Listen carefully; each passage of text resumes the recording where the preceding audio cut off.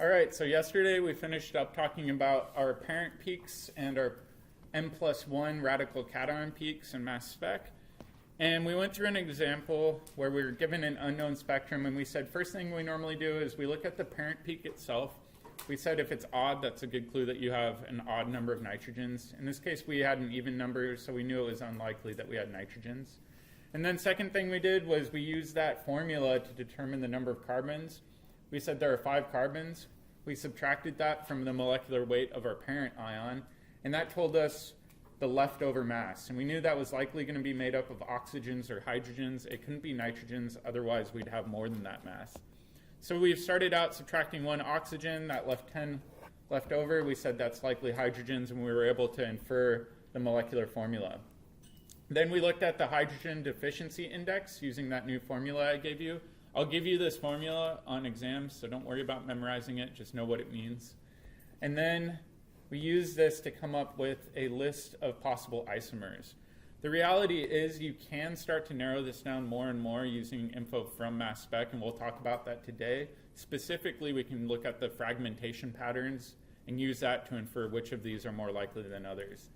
Typically, though, most chemists will support this using other types of spectroscopy like IR, like we did with our pod, or NMR, UV-Vis, or something like that. The next thing we need to look at is something called the n+2 radical cation peak, and this is unique. It's not super common, but it is a huge clue if you happen to see it. So if you have an n+2 radical cation peak, that indicates that you have a chlorine or a bromine. Yep. So for the radical cation, is it plus and then the dot, or does it matter?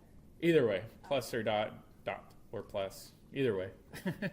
Indicates that you have a chlorine or a bromine. And this has to do with the nature of chlorine and bromine. If we think about chlorine, chlorine has 2 major isotopes.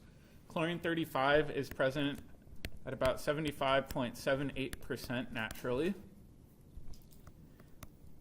The remaining isotope is primarily chlorine 37.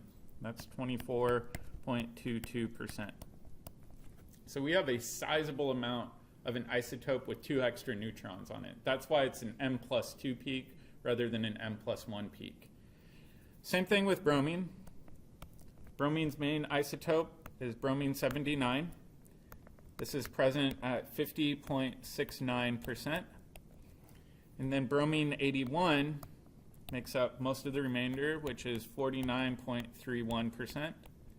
And so again, this has a mass +2 peak due to the 2 extra neutrons for that other abundant isotope. The nice thing with this is most chemists will look at this and they'll say this is approximately a 3-to-1 ratio of those peaks, right? So the parent peak is roughly 3 times as high as that mass +2 peak. Conversely, with bromine, this looks a lot like a 1-to-1 ratio. So this is pretty useful when you're looking at mass spec. So I'll show you guys an example of this in action using a really simple aromatic system. So let's take a look at the one on the left. This is chlorobenzene. If we look at our parent peak, like I said, it's the tallest one in the rightmost cluster, so it's that one with the blue dot on it. And then over here, we've got our mass +2 radical cation peak.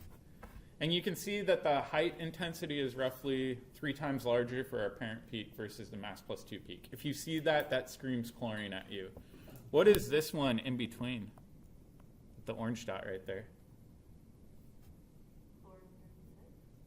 Not quite. What did we learn about yesterday? Probably due to carbon-13 isotopes, right? Because we know carbon-13 is about 1.1%. So you can still use this mass +1 peak to infer the number of carbons in your unknown compound. Mass +2 is only useful for telling you whether or not you have chlorines or bromines in there. Make sense? Okay. Conversely, if we look over here at bromobenzene, we could say, well, the parent peak is right there. Our mass +2 peak is right there, and now it's about equal in height, more or less, so we know that this screams bromine at you. It's a really quick and simple tool. It's one that a lot of chemists forget about, and they rack their brain trying to figure out this odd number of mass units that they're dealing with, and then they're like, oh, I forgot about the isotopes for chlorine and bromine. So don't be alarmed if you see this, and remember if you do see that, that's a huge clue that you can start out with. Yep? Yeah. So you said on the right side that the green dot screens bromine at you. Yep. But the left side, did you say it screens chloride or bromine? Chlorine, right? Because it's 1/3 as tall. So if you see peaks in a 1:3 ratio and they're 2 mass units apart in that parent cluster, that means that you most likely have chlorine, whereas if they're even, then it's most likely bromine. Make sense? Mm-hmm. All right, so now what we need to do is we need to kind of delve into these other fragments in here, and what were those due to? Yeah, fragmentation. We're just breaking bonds apart. So we have to take a look at our fragmentation patterns. All right, and the way I describe this is it's kind of like putting a bomb inside of a car, blowing up the car, and then looking at the wreckage and saying, oh, this must have been a Jeep, right? You're trying to look at these chunks and piece together what the starting material must have looked like. It's not super easy, but there's a lot of clues. So let's come up with a good list of clues.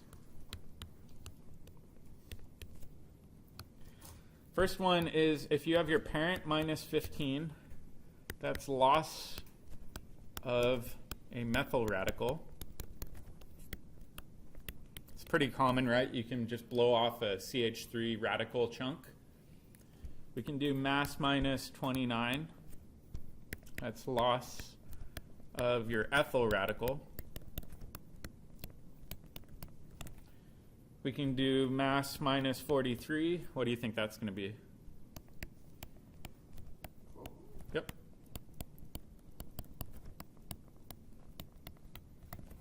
You can keep on doing this. I'll just stop after this next one. Mass minus 57 must be loss of butyl.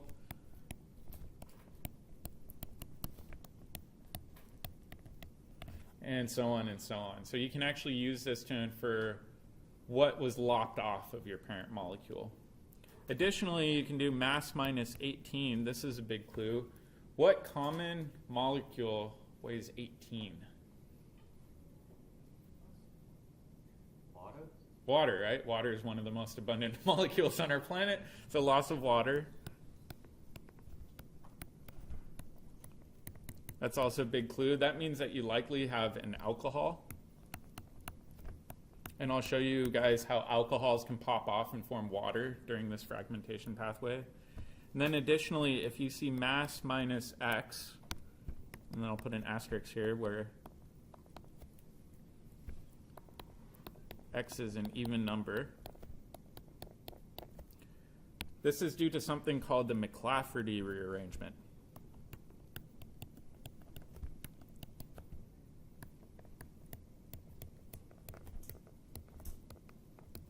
And this is typically due to aldehydes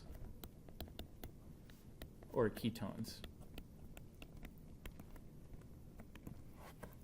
All right, in addition to that, I gave you guys a cheat sheet. So I'll flip to that. I really like this sheet because it includes a lot more, but this includes a lot of common mass fragments that you might see. And it's pretty common that even when you're working with mass spec on a daily basis that you have some sort of cheat sheet next to the spectrometer that you can use to refer to for analyzing mass fragments. So this is really useful. However, I did want to show you guys some of the basic ones too. So now let's go back and take a look at these mass fragments. And one thing I really want to emphasize is some fragments are a lot more common than others.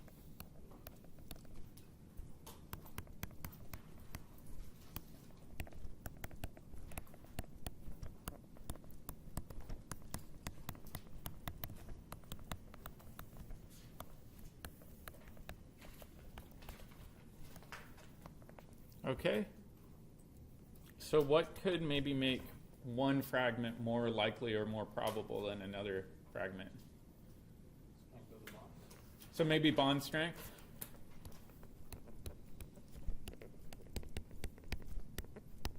So weak bonds are easier to break. You're more likely to see those fragments, right? Makes practical sense. What's another thing? Give you a hint. What could stabilize a carbocation? We know we can see cations via mass spec, but we can't see radicals. Resonance, right? So fragments that are cationic but are resonance stabilized are a lot more likely to be seen, and they're going to be a lot more intense. What else? Did you say something about carbocations? Yeah. Oh, okay. But what can stabilize a carbocation besides resonance? Hyperconjugation, right? So tertiary is more stable than secondary and so on. So we could say hyperconjugation.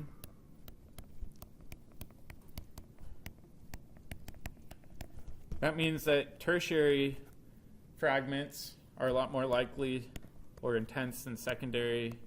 They're more intense than primary, and that's more intense than methyl. So it follows the same trends that we've seen previously with carbocation stability. All right, so let's take a look at some fragmentation pathways.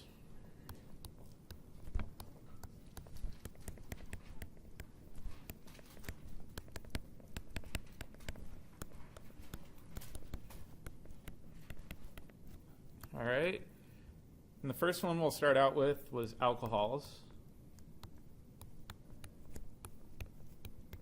And what mass peak are we likely to see if you have an alcohol? It was mass minus what? 18. So that's one clue that you have an alcohol. But here's another thing we can often see. Let's say we've got this generic alcohol. What would this alcohol's name be?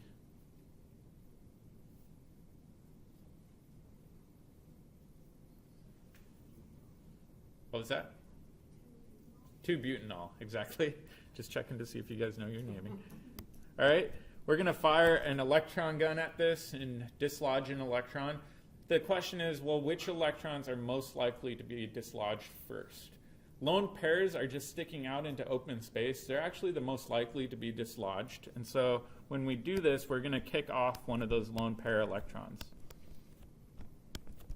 So for example, maybe that top electron now doesn't have a pair. When we do this, this is now going to be overall positively charged because we've lost an electron. And what we like to do next is label our carbons as alpha or beta. Alpha is the carbon that's directly attached to the oxygen. Beta is one carbon further away. What will happen is a radical reaction. This electron will kick down. It'll steal one electron from this alpha-beta bond. That means the second electron must go onto that beta carbon. So when you do this, you now form a double bond to your oxygen. This oxygen must have a positive charge. And we must form an ethyl radical, right? The question now is, why is this fragmentation pathway so common?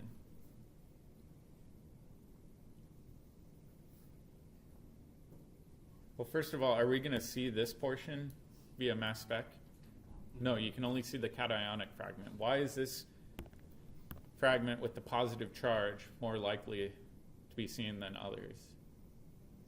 Resonance, absolutely. So if we do this, we can say, all right, with resonance, we can delocalize this set of electrons. Whoops. And distribute that positive charge across both the oxygen and the adjoining carbon.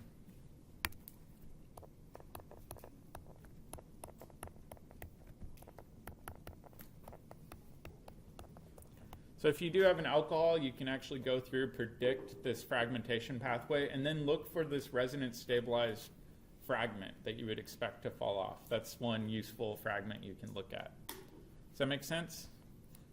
All right, in addition to that, we said we can also look for loss of water.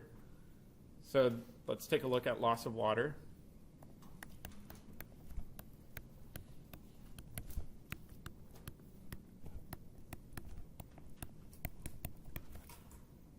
So let's go ahead and draw same alcohol, 2-butanol. Just like I said before, if you shoot this with electrons, you're going to knock off one of the lone pairs, giving you this positively charged fragment. But we're going to label these as alpha, beta. What goes after beta? Gamma. All right. So what happens next is these gamma carbons actually have their own protons coming off of them, dangling around. The oxygen radical is actually going to steal one of these hydrogens. It's going to do a hydrogen abstraction from the gamma position.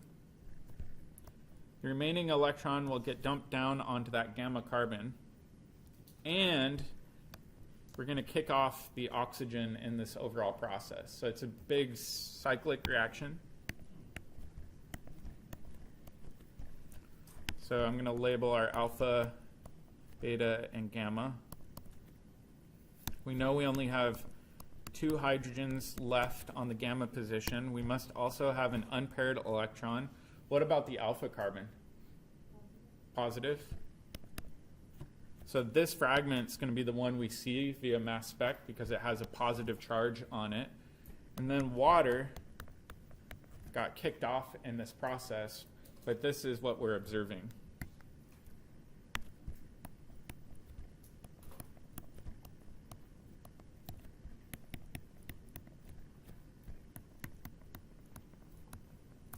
One thing I will say is you can only see loss of water if you do have available gamma protons. If you don't have gamma protons, it's not as common to see that. So it's another clue you can look at. All right, let's take a look at amines. We can do something really similar with amines.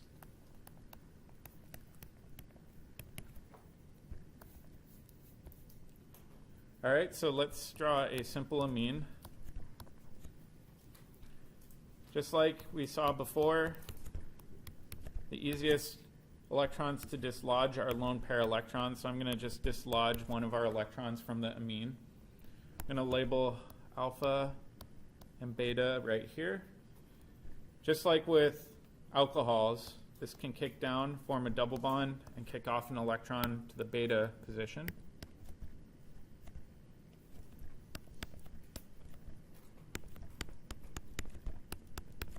Gives you a nitrogen with a positive charge. And now this, let me even label this so we can keep track of everything. This was our former alpha position. This is our former beta position. We know we can see the positively charged fragment, and why is that again? Resonance. It looks exactly like the alcohol reaction we saw above. So we can delocalize that pi set of electrons, distribute that positive charge across 2 atoms rather than just one. Make sense? I'm not going to be super into these mechanisms and reaction pathways. I just want to show them to you. Specifically, you might see them on sapling, and they might show up in some of your advanced analytical courses if you go on and take analytical chemistry. All right, the last one we're going to look at is the McLafferty rearrangement.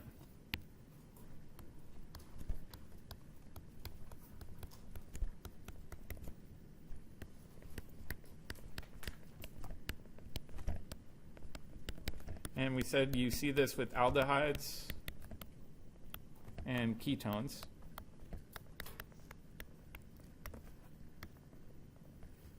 And this is a very common reaction. I'm just going to put an R group off of one side. Just like before, the alpha position is the thing attached to the ketone or aldehyde. Beta is one away, and gamma's out here. And just like we saw before, if you fire an electron gun at this, you're going to dislodge one of the lone pair electrons. So the oxygen will have an unpaired electron, and it'll have an overall positive charge, right? Okay. What I'm going to do is I'm going to actually redraw this in a different orientation, and you'll see why in a second.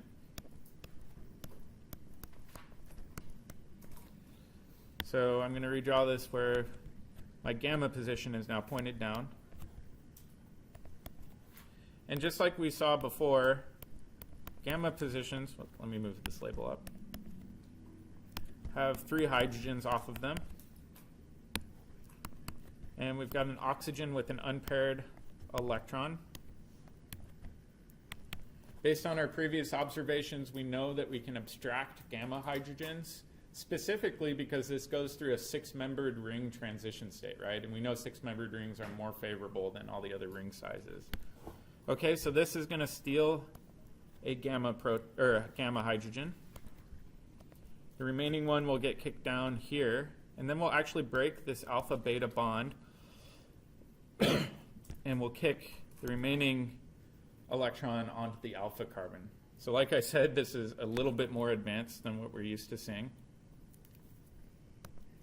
But let's try to predict what the fragments will be. We're breaking the alpha beta bond. We're forming a new pi bond between beta and gamma. So let me label our beta gamma pi bond. We know the gamma position now has 2 hydrogens. Oops, let me clean this up. Rather than its original 3. And then the other fragment that we'll see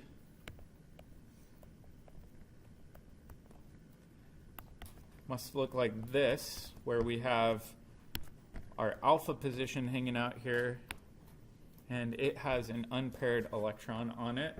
And the oxygen, because it stole that hydrogen, must have a positive charge. Make sense? All right. Why is this such a common fragment? What's that? Because of resonance. I'm like beating a dead horse here. All right, so let's draw the resonance structure. In this case, it's not as easy to draw because we have to do radical resonance, right? So let's do radical resonance. We know we can push this electron in. We can steal one of those pi bond electrons, and then the remaining pi bond electron can actually get kicked up to that oxygen.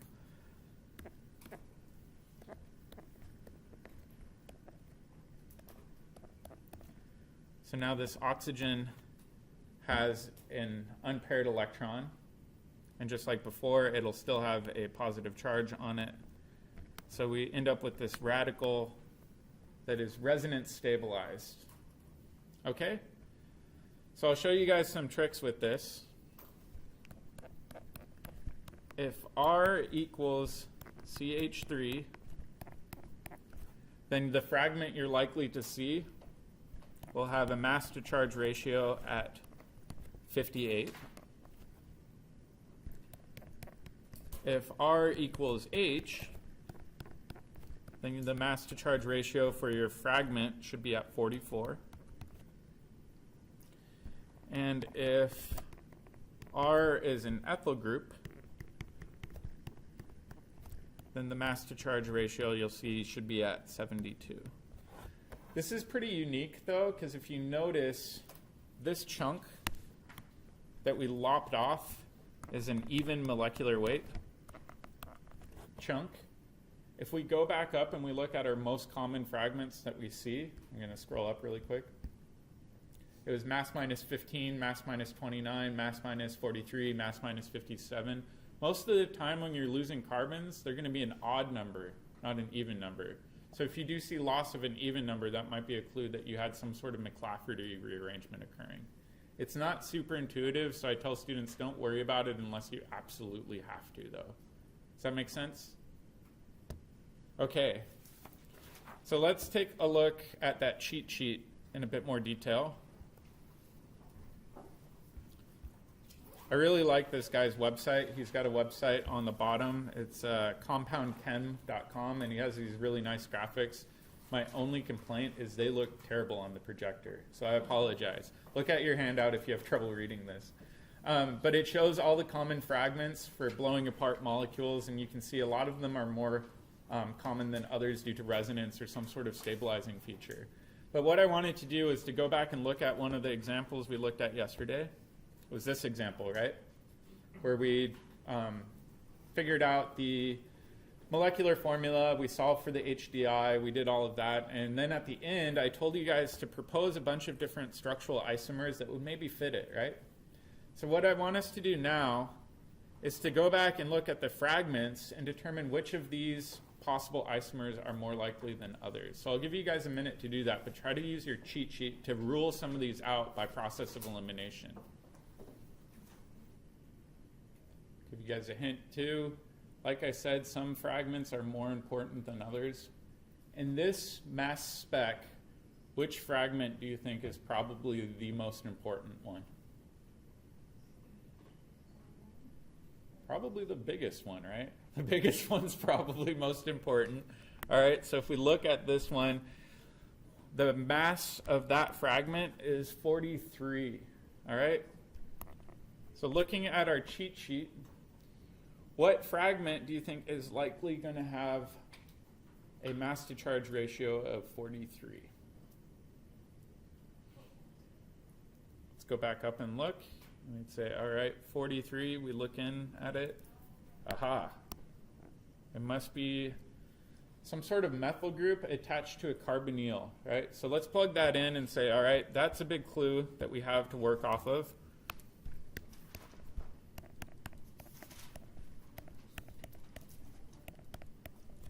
And a positive charge. All right, so now what I do is I go down and I look at my isomers that I came up with, and we can immediately rule a whole bunch of them out, right? So if we do this, we can say, well, it can't be this one, can't be this one, can't be this one. Can it be this one? Nope, if it were that one, right, we would expect a fragment with an ethyl group attached. And so let's go up and just predict what that would look like. We'd say, all right, if it were that, we'd expect a giant peak at 57. We don't see a giant peak at 57, right? So it's probably not going to be that one. So we'll go back down and we'll say, all right, not going to be this one. Ring system, again, not likely. This one, not likely. Well, maybe it's this one. Maybe it's that one. All right? So now, again, we'd say, all right, are there any clues in the mass spec that would point to one over the other? So I'll give you guys a minute to think about this, but try to argue your answer with your neighbor.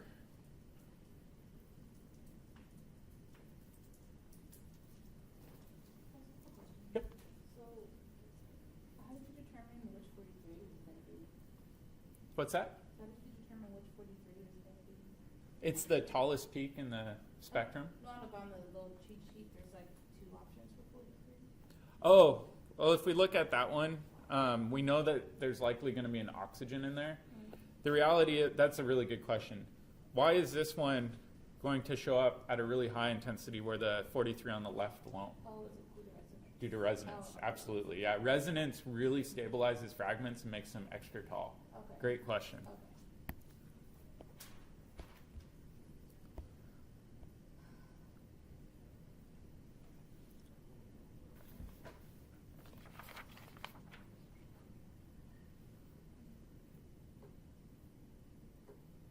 Does anybody think they know which of the two it might be?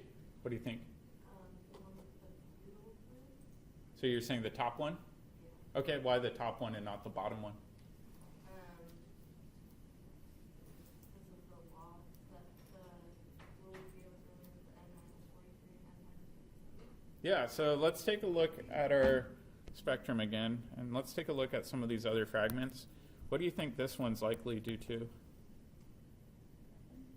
Loss of one carbon, right? So maybe loss of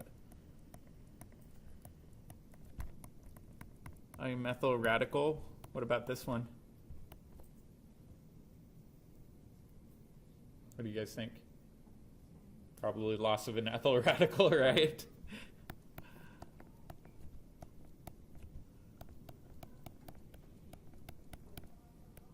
All right, so let's go back and look at each of these two, right? So for example, I could lop off a methyl group off this one. I could lop off a methyl group off that one, right? So loss of a methyl group doesn't tell us a whole lot of information. All right, let's check for the ethyl group. Could lop off an ethyl group here. Can I lop off an ethyl group of the bottom one very easily? No. We could lop off a propyl fragment, but not a flat ethyl fragment, which means it's a lot more likely that our top isomer is most likely what we're looking at. Like I said, even with the mass fragments that we're looking at and we are developing strong evidence, we like to confirm things using multiple forms of spectroscopy. So oftentimes we would check the physical properties, take an NMR, look at everything we can in order to come up with as much evidence as possible to support that. I also wanted to show you guys what the spectrums actually look like. So for example, this was the 2-pentanone. And if you notice, this is our parent peak. That's loss of our methyl, and that's loss of our ethyl group. All right, let's compare that to the other one. We know this one matches the one that was given to us.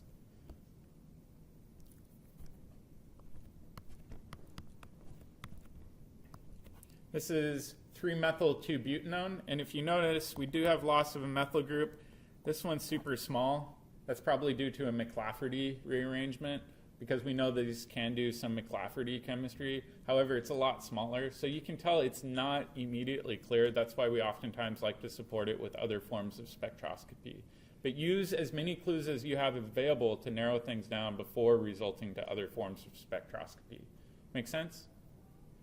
All right, so let's take a look really quick at the general guidelines for interpreting mass spec data. So this will just kind of be our summary for the chapter. Number 1 is find the molecular weight. How can we do that? How do we know the molecular weight of our compound?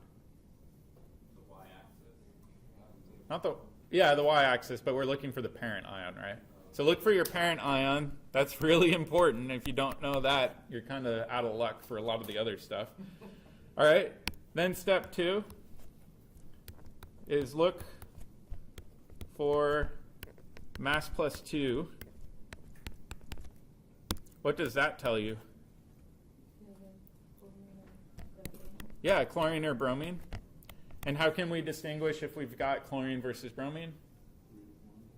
Even, Yeah, bromine should be even.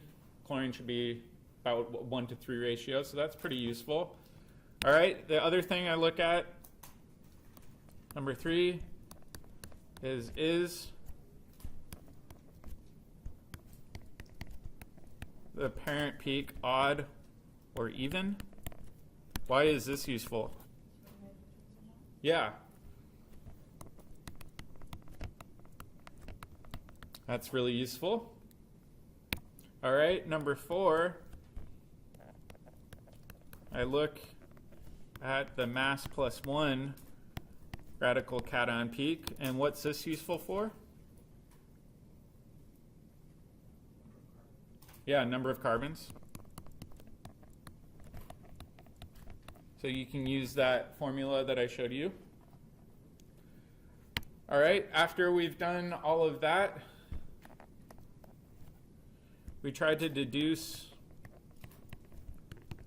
the molecular formula.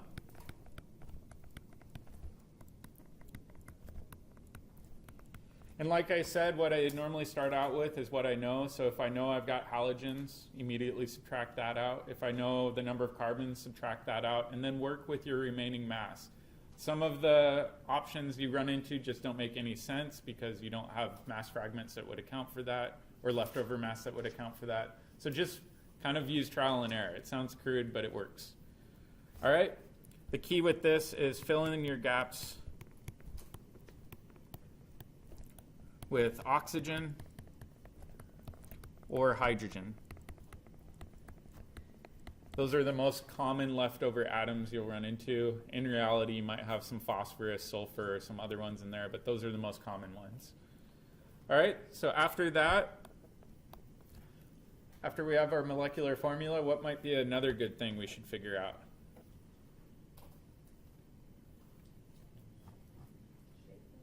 The shape of it? Close. I would probably start with something even easier before jumping into the fragments. The HDI, absolutely. So determine your HDI.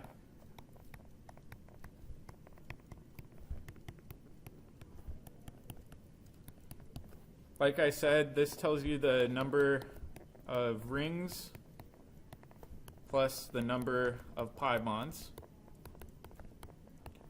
That's really useful information just to have on hand when you're quickly trying to determine potential matches. Number 7, kind of like we did before, draw possible isomers.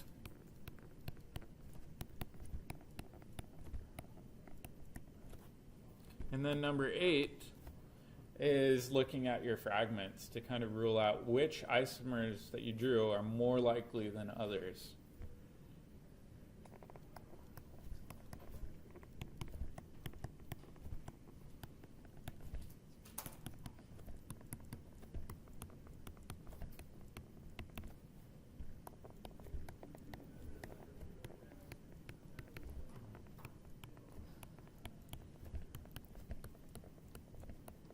So I gave you guys that cheat sheet and we did an example of that, but fragments can actually be quite helpful too. I just typically don't start with them because they get really overwhelming and can lead you astray right away. So I try to start with the easiest stuff and work my way down. Does that make sense? All right, so tomorrow I was going to ask you guys what you wanted to do. Do you guys want to do mass spec problems? Do you want to do synthesis problems? Raise your hand if you want to do mass spec practice. Raise your hand if you want to do review of chapter 13 and 14. Raise your hand if you'd like to do both. All right, I'll try to integrate both a little bit just so we can please everybody. Remember with the pod too, I remember last year some students misinterpreted the question. I said constitutional isomers. That means you can't do cis or trans isomers. Those are stereoisomers, not constitutional isomers. Constitutional isomers means you have to have a completely different connectivity. Make sense? All right.